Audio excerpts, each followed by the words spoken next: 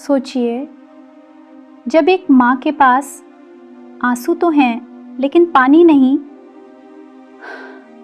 जब एक बच्चा चीख कर कहता है अलातश और उसकी प्यास का जवाब सिर्फ खामोशी होती है, तो समझ जाइए आप करबला में हैं।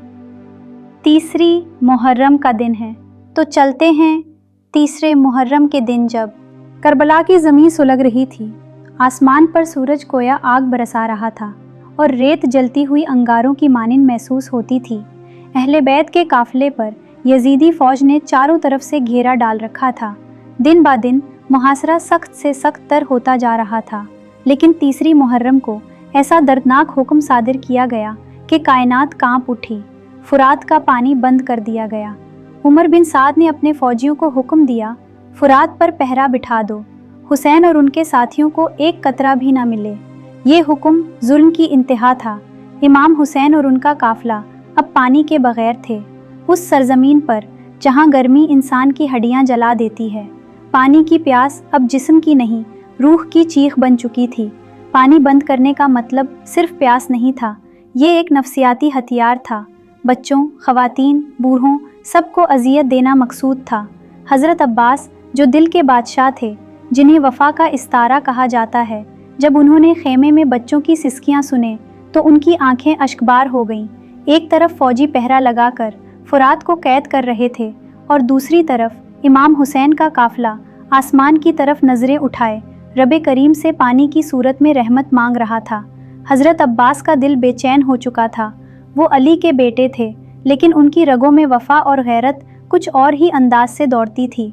जब उन्होंने हज़रत सकीना को पानी मांगते देखा तो उनके दिल में तड़प सी उठ गई। भाई हुसैन, मुझे इजाज़त दें, मैं जाकर पानी ले आऊँ।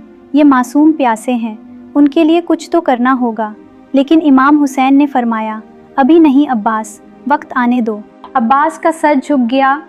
हुक्म इमाम का था और वो हुक्म से बाहर कदम नहीं रखते थे, मगर उनकी निगाहें बार बार नीले आसमान को तक रही थी, गोया दुआ कर रहे हूँ, या रब, कब आएगा वो लम्हा जब मैं उन प्यासों के लिए पानी ला सकूं। 3 दिन हो चुके थे, पानी का एक कतरा भी किसी के होंठों को नहीं लगा था। हज़रत अली असगर की माँ हज़रत रुबाब अपने शेरखार बच्चे को गोद में लिए बैठी थी। मासूम बच्चा लब हिला नहीं सकता था, सिर्फ ज़ुबान होंठों पर फेरता और कराता था। उसकी करा भी अलातश की पकार थी। हज़रत सकीना अपने नन्हे हाथ में खाली मशकीज़ा लिए खेमे से खेमे जाती थी और माँ से सवाल करती, अम्मी, क्या बाबा पानी ले आए? ख़वातीन के पास उन सवालात का कोई जवाब नहीं था, बस आंखें थीं और उनमें समंदर। 3 मुहर्रम को करबला के खेमे खामोश हो चुके थे।